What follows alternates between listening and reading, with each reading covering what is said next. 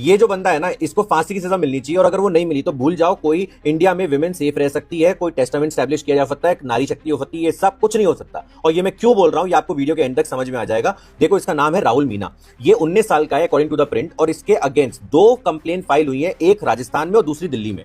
ये करता क्या है, पहले अलवर राजस्थान में इसके अगेंस्ट कंप्लेन फाइल होती है एक रेप केस की, भाग के दिल्ली आ जाता है। दिल्ली में कुछ दिन पहले तक ये घर में काम करता था, वो घर किसी नॉर्मल इंसान का नहीं था, IRS ऑफिसर का था, कैलाश हिल्स अमर कॉलोनी में। अमर कॉलोनी वही एरिया है जहां पर मैक्सिमम LSR कॉलेज की लड़कियां रहती हैं, ठीक है। अब वहां पर ये एक घर में काम करता था IRS ऑफिसर के। अब वहां पे क्या करता है, ये उन्हीं के घर जाता है सुबह 6:30 बजे, ठीक है, 6:30 बजे कॉलोनी में एंटर करता है, 6:39 में घर में एंटर करता है, और 7:20 AM पर घर से बाहर निकल जाता है, ठीक है।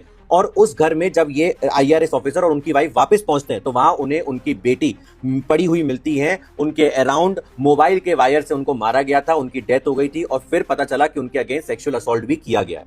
अब आप सोच रहे होंगे कि ये घर में कैसे घुस गया, क्योंकि ये उनका काम करता था, इसे पूरा पैटर्न पता था कि कौन कितने बजे जिम जाएगा, कब वापस आएगा, चाबी कहां रखी होगी मेड के लिए, और जो सोसाइटी का गार्ड भी था वो भी इसे पहचान गया था। इसके बाद इसको गिरफ्तार कर लिया गया द्वारका के एक ओयो होटल से, और पुलिस की स्टेटमेंट क्या है कि इसके अगेंस्ट इनफ प्रूफ है।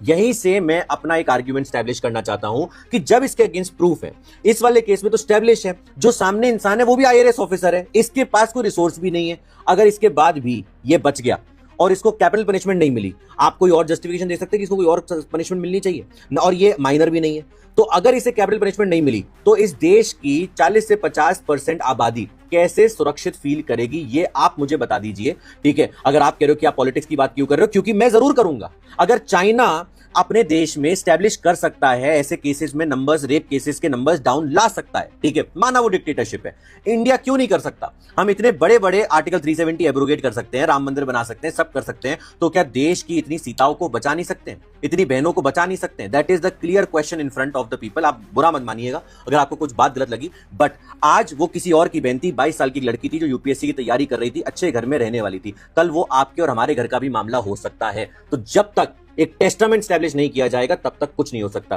तो सवाल आप चाहे सुप्रीम कोर्ट से पूछिए, चाहे लॉ मेकर से पूछिए, लेजिस्लेचर से पूछिए, आपका मन है, बट इसमें हमें कैपिटल पनिशमेंट चाहिए, ये कहते रहिए। जय हिंद, जय भारत।